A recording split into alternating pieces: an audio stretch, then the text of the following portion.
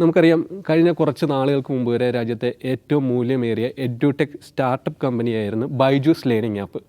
ബൈജൂസ് എടുത്ത വായ്പകൾ തിരിച്ചടക്കാതായതോടെ ശതകോടികളിൽ നിന്നുള്ള അവരുടെ പതനവും നമ്മൾ കണ്ടതാണ്. മലയാളിയായ കണ്ണൂർക്കാരനായ ബൈജു ആണ് അതിൻ്റെ ഉടമസ്ഥനും. അപ്പോൾ ബൈജു കഴിഞ്ഞ ദിവസങ്ങളിലായിട്ട് ലിങ്ക്ഡിനിലെ കുറിപ്പുകളിലൂടെ താൻ നേരിട്ട അവസ്ഥകളെ വിവരിക്കുന്നുണ്ടായിരുന്നു. അജിംസെ, എൻ്റെ അകത്ത് ബൈജു പറയുന്ന കുറിപ്പുകളിൽ പറയുന്നുണ്ട്, ഞാൻ ഒന്നുമില്ലായ്മയിൽ നിന്ന് പോരടിച്ച് വന്നവനാണ്. അപ്പോൾ ഞാൻ എന്നെക്കൊണ്ട് കഴിയുന്ന വിധത്തിൽ ഇതൊക്കെ പരിഹരിക്കാൻ നോക്കിയിരുന്നു, പക്ഷേ സാധിച്ചില്ല. നിക്ഷേപകരുടെ പൈസ അടക്കം തിരിച്ചു കൊടുക്കാൻ പറ്റാത്തതിൽ സങ്കടമുണ്ട് എന്നൊക്കെയുള്ള. അപ്പോൾ ഇതേ സമയത്ത് തന്നെ ബൈജൂസിനെതിരെയുള്ള ഒരു അന്വേഷണ പരമ്പരയൊക്കെ നമ്മളിപ്പോൾ മറ്റു മാധ്യമങ്ങൾ കാണുന്നുണ്ട്. അജിംസിന് എന്താണ് ബൈജൂസിനെ കുറിച്ചിട്ട് തോന്നുന്നത്?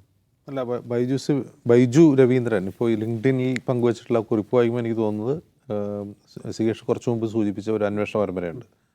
ആ അന്വേഷണ പരമ്പര എന്ന് പറഞ്ഞാൽ ഓർഗനൈസ്ഡ് ക്രൈമുകളെക്കുറിച്ച് അന്താരാഷ്ട്ര തലത്തിൽ മാധ്യമപ്രവർത്തനം നടത്തുന്ന അന്വേഷണ പരമ്പരകളുടെ തുടർച്ചയാണ്.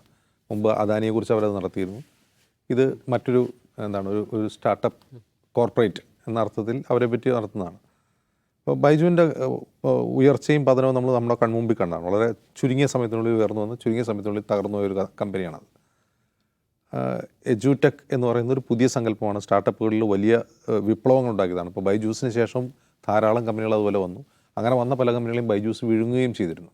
പ്രത്യേകിച്ചും കോവിഡ് കാലത്ത് അവർ വിദേശത്ത് നിന്നുള്ള എഡ്യൂടെക് കമ്പനികളെ പോലും വിഴുങ്ങിക്കൊണ്ടാണ് വളർന്നത്. ബൈജൂസിൻ്റെ ഉയർച്ചയിലും പതനത്തിലും ഇന്ത്യൻ സ്റ്റാർട്ടപ്പുകൾക്ക് പാഠമുണ്ട് എന്നാണ് എനിക്ക് തോന്നിയിട്ടുള്ളത്. കാരണം സ്റ്റാർട്ടപ്പുകളെ വളരെയധികം പ്രോത്സാഹിപ്പിക്കുന്ന ഒരു രാജ്യമാണ് ഇന്ത്യ എന്ന് മാത്രമല്ല, നവീനമായ ആശയങ്ങൾ ഈ സ്റ്റാർട്ടപ്പുകൾ കൊണ്ടുവരുന്നുണ്ട്. അപ്പോൾ ബൈജൂസിൻ്റെ കാര്യത്തിൽ എന്താണ് ഒരു സ്റ്റാർട്ടപ്പ് രംഗത്തേക്ക് വരാൻ ഉദ്ദേശിക്കുന്ന ചെറുപ്പക്കാർ പഠിക്കേണ്ട ഒരു കാര്യം എന്ന് പറഞ്ഞാൽ, സസ്റ്റൈനബിൾ ഗ്രോത്ത് എന്ന് പറയുന്നൊരു കാര്യമുണ്ട് കമ്പനികളുടെ കാര്യത്തിൽ. പ്രത്യേകിച്ചും ബിസിനസ്സിൽ സസ്റ്റൈനബിൾ ഗ്രോത്ത് ഉണ്ട്. ബൈജൂസിൻ്റെ സസ്റ്റൈനബിൾ ഗ്രോത്ത് ആയിരുന്നില്ല. അതാണ് ഏറ്റവും പ്രധാനപ്പെട്ട കാര്യം. എന്താണ് സസ്റ്റൈനബിൾ ഗ്രോത്ത് എന്ന് പറഞ്ഞാൽ, ഇപ്പോൾ $2 ബില്യൺ മൂല്യമുണ്ടായിരുന്ന ബൈജൂസിൻ്റെ കമ്പനിക്ക് പൊടുന്നതിന് അത് 22 ബില്യൺ ആയി മാറുന്നു. അപ്പോൾ ഈ വളർച്ച എന്ന് പറഞ്ഞാൽ, ഇപ്പോൾ നമ്മുടെ മൂക്കൊക്കെ ഇങ്ങനെ വളരെ പെട്ടെന്ന് വളരുകയാണെന്നിരിക്കട്ടെ, അത് അസ്വാഭാവിക വളർച്ചയാണ്. എൻ്റെ കൈ കുറേ കൂടി മുമ്പോട്ടങ്ങ് നീണ്ടു വളരുകയാണ്. ഇത് അസ്വാഭാവിക വളർച്ചയാണ്. ചിലപ്പോൾ അത് ക്യാൻസർ പോലും ആവാം നമ്മുടെ ശരീരത്തിലെ വളർച്ച. അതുപോലെ തന്നെയാണ് സാമ്പത്തിക രംഗത്തും. എങ്ങനെയാണ് ഈ അസാമാന്യമായ വളർച്ച ഉണ്ടാകുന്നത്? അപ്പോൾ കൂടുതൽ ഈ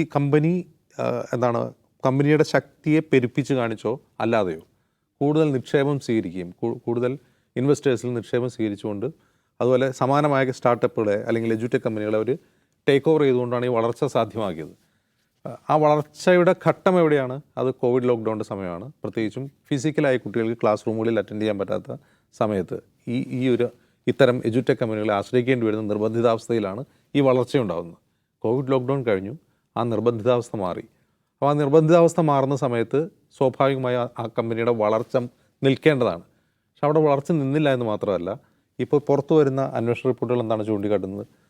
മറ്റ് ഇൻവെസ്റ്റേഴ്സ് ബൈജൂസിൽ നിക്ഷേപിച്ച ആ പണം ബൈജു രവീന്ദ്രൻ തന്നെ അദ്ദേഹത്തിൻ്റെ തന്നെ പേരുള്ള മറ്റ് കമ്പനികളിലേക്ക് മാറ്റി എന്നുള്ളതാണ് കണ്ടെത്തൽ. ആ മാറ്റലിന് ഇടനില നിന്ന ആരൊക്കെ എന്ന് തുടങ്ങി ആരൊക്കെയാണ് അതിൽ അദ്ദേഹത്തെ സഹായിച്ചത്, ഏതൊക്കെ കമ്പനിയാണ് ഇതിൽ കൊള്യൂഡ് ചെയ്തിട്ടുള്ളത് എന്നുള്ള വിവരങ്ങളാണ് പുറത്തു വന്നിട്ടുള്ളത്. അപ്പോൾ ആ പുറത്തു വന്ന വിവരങ്ങളെ അധികം തനിക്ക് തട്ടുകേട് കിട്ടാതെ ബാധിക്കാതിരിക്കാൻ വേണ്ടിയാണ് എനിക്കെതിരെ ഗൂഢാലോചന നടന്നത്. അതായത് ഇദ്ദേഹത്തിനെതിരെ നിയമ പോരാട്ടം നടത്തുന്ന ഒരു കമ്പനിക്കെതിരെ തന്നെയാണ് അദ്ദേഹം ആരോപണം ഉന്നയിച്ചിട്ടുള്ളത്. എന്താണ്? Glass trust. അപ്പോൾ ഗ്ലാസ് ട്രസ്റ്റും EY എന്ന് പറഞ്ഞ കമ്പനിയും കൂടി തനിക്കെതിരെ ഗൂഢാലോചന നടത്തിയെന്നാണ് അദ്ദേഹത്തിൻ്റെ ആരോപണം.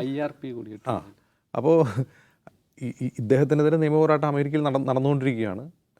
ഇദ്ദേഹത്തിൻ്റെ സോൾവൻസി സംബന്ധിച്ച നിയമ പോരാട്ടം നടക്കുകയാണ്.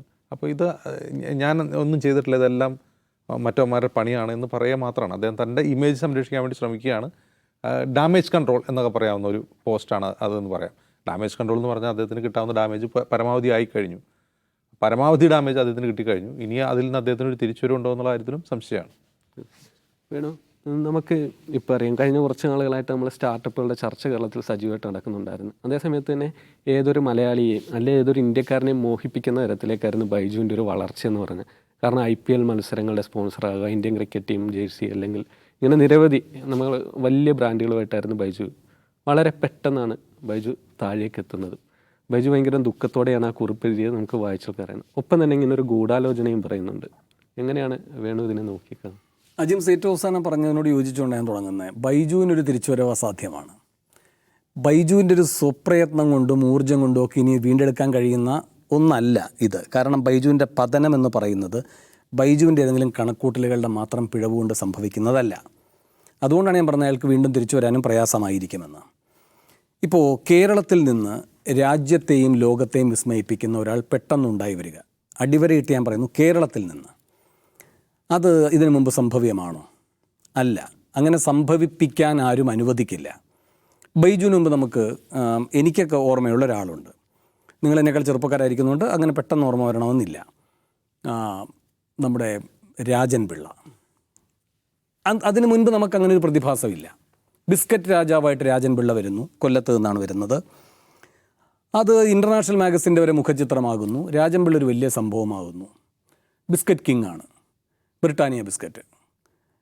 അപ്പോൾ ഒരു പെട്ടെന്ന് ഒരു ഘട്ടത്തിലാണ് രാജൻ പിള്ളയുടെ ഈ പറയുന്ന ഈ ബിസ്ക്കറ്റ് കൊട്ടാരം തകരുന്നത്, രാജൻ പിള്ള നിയമക്കുരുക്കിൽപ്പെടുന്നത്, രാജൻ പിള്ള തിഹാർ ജയിലിലാകുന്നത്, രാജൻ പിള്ള അവിടെ കിടന്ന് മരിക്കുന്നത്. അന്ന് ഹിന്ദു അടക്കമുള്ള പത്രങ്ങൾ എഴുതിയ ഒരു ഗൗരവപ്പെട്ട പ്രയോഗവും ഉണ്ടായിരുന്നു. ജുഡീഷ്യറിയുടെ കൊലപാതകമാണത്, ജുഡീഷ്യറി നടത്തിയിരിക്കുന്ന കൊലപാതകമാണ് അത് എന്ന്. നുസ്ലി വാടിയായിരുന്നു ആ നീക്കങ്ങളുടെ മുഴുവൻ പിന്നിൽ. അപ്പോൾ ഈ പറയുന്ന വമ്പന്മാരെ ഏതെങ്കിലും തരത്തിൽ വെല്ലുവിളിക്കുന്ന ഒരു മലയാളി പ്രതിഭാസത്തിൻ്റെ ആയുസ് ചുരുക്കമാണ്. ഇനി അയാൾ എത്ര കഴിവുള്ള ആളാണെന്ന് പറഞ്ഞാലും. ഇപ്പോൾ ബൈജുവിൻ്റെ ഈ കണക്കുകൾ പെരുപ്പിക്കൽ, അതുമായി ബന്ധപ്പെട്ട് മറ്റ് സ്ഥലങ്ങളിലേക്ക് പണം മാറ്റൽ എന്നൊക്കെ പറയുന്ന കാര്യങ്ങൾ ബൈജു മാത്രം ലോകത്താദ്യമായി ചെയ്ത ഒന്നല്ല. ഇപ്പോൾ ഇന്ത്യയിലിപ്പോൾ അദാനിക്കെതിരെ ഉയർന്ന ഏറ്റവും വലിയ ആക്ഷേപവും ഇതാണല്ലോ. മാത്രമല്ല അതിൻ്റെ കണക്കുകൾ മുഴുവൻ ഈ പറയുന്ന ഒരു ഹിൻഡൻബർഗ് എന്ന് പറയുന്ന ഒരു സ്ഥാപനം പുറത്തുവിടുമ്പോൾ ആ ഹിൻഡൻബർഗ് പൂട്ടിപ്പോവുകയാണ്, അദാനിയല്ല പൂട്ടിപ്പോകുന്നത്. അമേരിക്കയിലെ കോടതി ഇതുമായി ബന്ധപ്പെട്ട കാര്യങ്ങൾ ചെയ്യുകയും ഇന്ത്യയിലേക്ക് നോട്ടീസ് അയക്കുകയും ഒക്കെ ചെയ്യുമ്പോൾ അത് വ്യക്തിപരമായ കാര്യമാണ്, അതിൽ ഞാൻ പരാമർശങ്ങൾ നടത്തേണ്ടത് അനുചിതമാണ് എന്ന് പറയുന്നൊരു പ്രധാനമന്ത്രിയാണ് രാജ്യത്തിനുള്ളത്. അപ്പോൾ അതുകൊണ്ട് ആരെയാണ് സംരക്ഷിക്കേണ്ടത്, ഏതറ്റം വരെ പോയി എന്ന് എല്ലാ സംവിധാനങ്ങൾക്കും അറിയാം. ഇപ്പോൾ പേടിഎമ്മിൻ്റെ കാര്യം പറയാം. ഇതുപോലെ തന്നെ ഈ അജിംസ് സൂചിപ്പിച്ചതുപോലെ കോവിഡിൻ്റെ സമയത്തുണ്ടായൊരു പ്രതിഭാസമാണ്. ആരായിരുന്നു അതിൻ്റെ ബ്രാൻഡ് അംബാസിഡർ? പ്രധാനമന്ത്രിയാണ്. ബൈജു ഷാരൂഖ് ഖാനെയും അതുപോലെ തന്നെ ഈ പറയുന്ന മോഹൻലാലിനെയും ലയണൽ മെസ്സിയൊക്കെയാണ് ബ്രാൻഡ് അംബാസിഡർ ആക്കിയത്. അത്ഭുതകരമാണ്. ഫിഫ വേൾഡ് കപ്പിൻ്റെ സ്പോൺസർഷിപ്പിലേക്ക് പോവുക, അല്ലേ, ഇപ്പോൾ സിഗേഷ് പറഞ്ഞതുപോലെ IPLൻ്റെ കാര്യത്തിലേക്ക് പോവുക, ഇതൊക്കെ സംഭവിച്ചിട്ടുണ്ട്. ഇപ്പോൾ നമ്മുടെ ലളിത് മോഡി വലിയ പൈസ ഉണ്ടാക്കിയ ആളാണ്, അഴിമതിയിലൂടെയാണ്. പക്ഷേ ലളിത് മോഡി ഒരു സേഫ് ഹെവനിലാണ്, അങ്ങനെ നിൽക്കാൻ കഴിയും. ബൈജുവിന് അങ്ങനെ പറ്റില്ല. ബൈജു എന്ന പടത്തിലിട്ടിരിക്കുന്ന പോലെ ഒരു സാധാരണ സ്കൂളിൻ്റെ ക്ലാസ് മുറിക്കകത്ത് കുട്ടിയുമായിട്ട് ഒരു ബെഞ്ചിൻ്റെ അകത്തിരുന്ന് ആദ്യം ഇനിയിപ്പോൾ ഒന്നാമത്തെ പാഠം മുതൽ പഠിക്കാൻ പോകുന്ന മട്ടിലിരിക്കാനേ കഴിയൂ. അപ്പോൾ അതുകൊണ്ട് ഈ പറയുന്ന കാര്യങ്ങളെല്ലാം മറ്റെല്ലാവരും ചെയ്യുന്നതാണ്. വളർച്ചയുടെ പടവുകളിൽ ഇത്തരം കളങ്കങ്ങൾ എല്ലാവർക്കുമുണ്ട്. പക്ഷെ അവരാരും നിയമക്കുരുക്കുകളിൽ പെടില്ല, അവരാരും ഇങ്ങനെ ജുഡീഷ്യറിയുടെ കൈകളാൽ കൊല ചെയ്യപ്പെടില്ല. അങ്ങനെ ഒന്നും സംഭവിക്കില്ല. അതൊരു ബൈജുവിൻ്റെ വിധിയായിട്ടല്ല നാം കാണേണ്ടത്, അതൊരു മലയാളിയുടെ വിധിയായിട്ടാണ്. എന്തായാലും ബൈജു ആ കുറിപ്പുകളുടെ അവസാനത്തിൽ പറയുന്നുണ്ട്, അധ്യാപകനെ ക്ലാസ് മുറിയിൽ നിന്ന് പുറത്താക്കാം, പക്ഷേ അധ്യാപകൻ്റെ ഉള്ളിലുള്ള ക്ലാസ് മുറിയെ ആർക്കും ഒന്നും ചെയ്യാനാവില്ല. എൻ്റെ ഉള്ളിൽ പുതിയ കുറേ പ്രൊജക്റ്റുകളുണ്ട്, അതുമായിട്ട് ഞാൻ വീണ്ടും വരുമെന്നാണ് ബൈജു പറയുന്നത്. ബൈജുവിൻ്റെ ആഗ്രഹങ്ങൾ നടക്കട്ടെ എന്ന് കരുതാം.